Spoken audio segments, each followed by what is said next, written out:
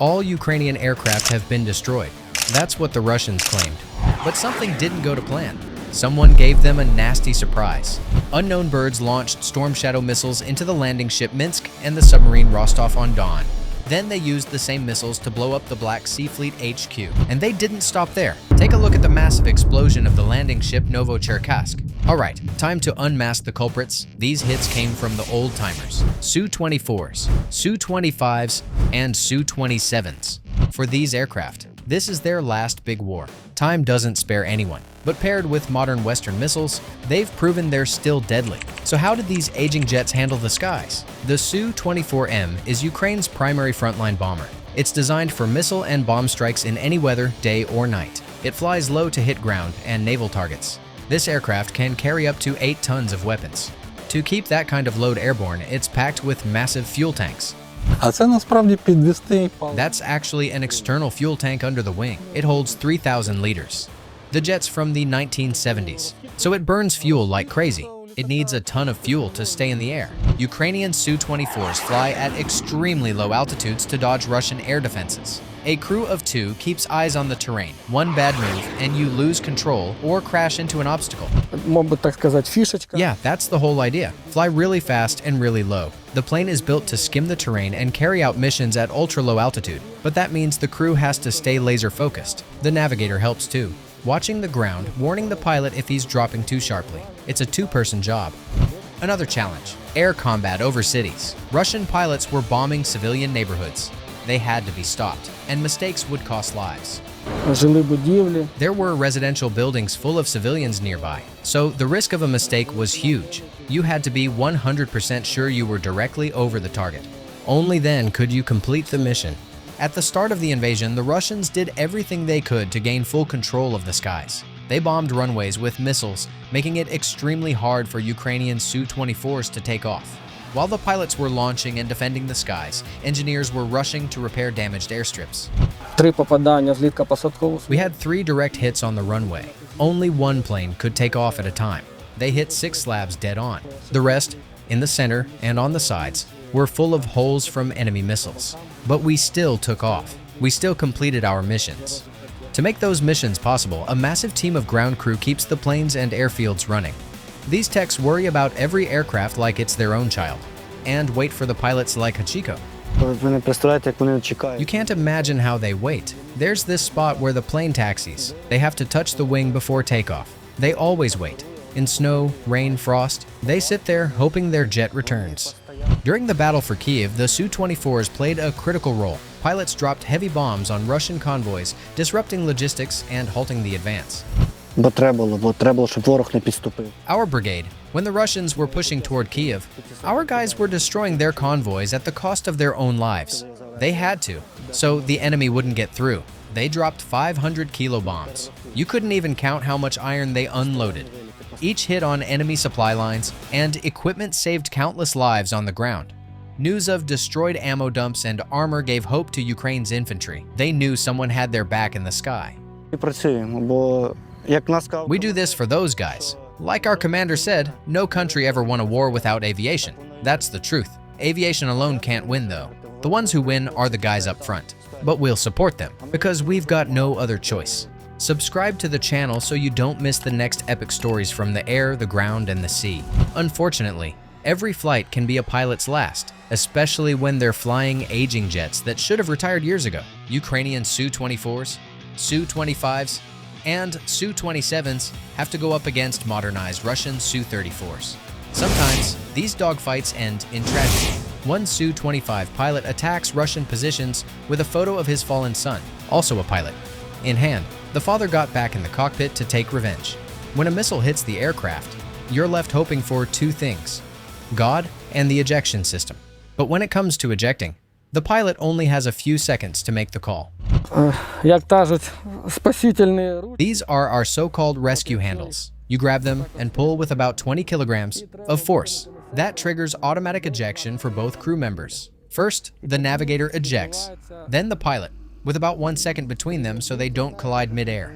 It all happens automatically. Our job is simple. Just pull those handles. It doesn't matter who does it. Navigator goes first, then the pilot. This pilot's Su-25 was hit by a missile from a Panzer air defense system. He was flying low over a tree line when the aircraft took a hit, right when it was most expected. His fast reaction saved his life. He veered the plane away and ejected just in time. I pulled the handle to the right, turned the aircraft away. It felt like it was starting to spin out. I grabbed the bars and punched out. Instantly, one pull, and I was on the ground. Here's how he recalls those seconds between ejection and landing, as if he stepped into the afterlife and came back. Everything went dark from the missile impact, and again from the ejection. Same feeling. Did you see the chute open? No. My vision came back when I was already on the ground. I'd landed. Like a cork, just popped out and fell. But as soon as he hit the ground, Russian forces surrounded him and opened fire. I looked around for where to run, then a bullet whizzed past, I dropped. Just hit the ground. And they started shooting, just like in the movies. Bullets whistling by and slamming into the dirt. Exactly like that. There was nowhere to run, and he was injured. It could have been fatal, so he raised his hands. Luckily, he was later exchanged and returned home. Now he's recovering and sharing his experience. Here's how he remembers one of his Su-25 missions. We were hitting from high altitude. Lead jet completed his run. The second one was lining up, and he says, "Watch out, rounds are bouncing off." The shells were ricocheting off the vehicles. He starts his run, pulls the trigger, and sees a tank turret flying through the air. The pilot holds priceless combat experience, and he's ready to pass it on to younger aviators. He's flown missions deep in enemy air defense zones, dropping bombs at insane speeds. Hopefully, he'll be back in the skies soon, doing what he loves and defending his country once again. Hitting a target. Getting to the target. That's not just low altitude, that's critical altitude. I'd say it's terrain-hugging flight. 3 to 4 meters off the ground at 600 kilometers per hour. The Su-27 is the youngest among the Soviet-era jets still flown by Ukraine. It's proven itself in combat. And like its fighter siblings, it relies on a whole crew of dedicated specialists. You need around 10 people to get one jet mission ready. And how long does that take? Anywhere from 30 minutes to an hour. It's a high-stakes job, because the pilot's life depends on that jet running perfectly. And when the aircraft returns safely, that's the best reward. The best feeling? When you send out a jet fully armed and it comes back empty. That means it all landed somewhere useful, and suddenly, even the dirtiest jobs feel worth it. Take a look at the cockpit. This metal bird is packed with controls, but pilots know every switch and dial by heart. Their memory is on another level. What you're seeing in front of you is the control stick. On the left, you've got the throttle. Like the gas pedal in a car, you work those together. Then we've got switches for engine start and flight systems. And right in front is the instrument panel. This young pilot has been defending Ukraine's skies since day one of the full-scale invasion. His first mission was brutal, intercepting missiles aimed at Ukrainian airfields. My first flight, it was really intense. I turned on the weapons system and saw Iskander missiles flying right over me. I told the flight control group I had air targets in sight, and the command post replied, "No need to report. Shoot them all down." That hit me hard. According to Su-27 pilots, the key to air superiority now lies in electronics and missile tech. If your gear isn't on par with the enemy's, you're in serious trouble. Today, if you're up in the air, it's all about long-range missile combat. Dogfights? Basically a thing of the past. Whoever spots the enemy first, whoever's targeting system works faster. Whoever has the longer range missile, that's who wins. Ukrainian Su-27 pilots knowingly took risks, fully aware that Russian jets had the technological edge. But their mission was simple: push Russian aircraft away from Ukraine's major cities and make sure the enemy didn't feel at home in the skies. Our targeting systems are 2 generations behind the Su-34s. Our missiles too. The fight came down to closing in. Sometimes we locked onto them. You could even get a target lock. But we couldn't get within launch range. They'd fire first. Still, luck often favored the bold. In the early months of the invasion, Ukrainian pilots practically lived in the sky. And that's no exaggeration. Even with our shorter missile range, we kept trying. We launched. We pushed them back. Almost every night, each pilot flew 2 or even 3 sorties. That's 1.5 hours of air combat at night. It was brutal. One time they fired 6 missiles at me in one sortie. I'll never forget that. The physical and mental toll was immense. Pilots were running on fumes, and sometimes exhaustion nearly killed them. There were moments when I literally begged the plane, pull up, pull up. I was diving down low, sun in my eyes, and I tilted too far right. I suddenly realized I was plummeting at a crazy angle. I pulled up, but with full fuel tanks, the nose was up, but the jet kept dropping. I said to it, come on, we can do this. I was talking to the jet like a teammate, and we made it out. To keep the Su fleet flying and fighting, Ukrainian mechanics are constantly modifying them, including adapting them to carry NATO weapons. It's constantly being upgraded. We keep adding things, tweaking systems. As you know, we're now operating with Western weapons too. We found ways to integrate them. The jets still have enough life and capability to fly. Ukrainian Su jets now carry a wide mix of weaponry: Soviet-era R-27 and R-73 air-to-air missiles, AGM-88 HARM, JDAM, AASM Hammer, Soviet KH-25s, unguided S-13, European Storm Shadow, and even American Zuni rockets. This pilot has tested most of them, and here's how he remembers it. Our first JDAM strike, first HARM launch, destroyed 9 out of 10 air defense systems. Insane effectiveness. Then we dropped our first small diameter bomb and the first drone shoot down. Now listen to what kind of hell he's been flying through. Heading into these missions takes nerves of steel.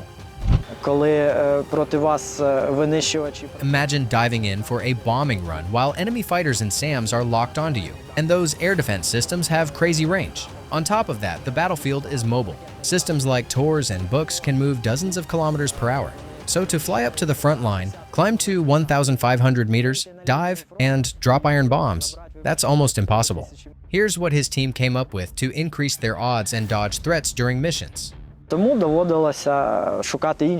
had to look for alternatives. That's how we started using guided bombs with GPS and inertial navigation systems. Thanks to their aerodynamic wings and tail kits, their range is several times greater, allowing us to strike from farther behind the front line. But we still carry out every mission inside the enemy's air defense zone. The cherry on top was launching American missiles from Soviet aircraft. It completely threw the Russians off, and they needed time to figure out how to respond. HARMs played a huge role in giving us more freedom. The first few months, the Russians just couldn't believe we were launching American missiles from Soviet jets. The theories they came up with were hilarious. Western missiles helped Ukraine level the playing field in the skies. Ukrainian pilots gained confidence in their firepower, and Russian pilots started thinking twice before diving deep past the front line. Now, to close things out, here's a lighter note. Some of the unique traditions Ukrainian pilots follow before a mission. Like this guy, who almost refused to swap out his old battered flight suit. When it all started, I was flying in that suit. It was torn, worn out, but I didn't want to change it. Pilot superstitions. Everyone kept asking, what are you wearing? Are you really flying in that? But that suit's been through everything. Fire and water? No way I'm giving it up. Another pilot has a coffee ritual that all baristas and caffeine lovers will appreciate. My ritual is to make myself a cup of coffee before a mission. I drink about 3/4 and leave the rest, so I can come back and finish it. And this guy agreed to do an interview only after returning from a sortie, and for good reason. There's a tradition: no photos before a flight. Bad things might happen. This war will likely be the last for Ukraine's Su jets. Time's catching up with them. NATO weapons have boosted their punch, but it's still just a stopgap. The bigger challenge now is keeping them operational. Spare parts are scavenged from damaged aircraft. Meanwhile, these aging jets are up against Russia's 4th and 5th generation fighters. Western aircraft are a better match for that, and the Ukrainian Air Force is gradually transitioning to them. Want to see a video on other fighter jets? Maybe even from past wars? Let us know who you'd pick. MiG-29, Dassault Mirage 2000, or FA-18. Drop your pick in the comments.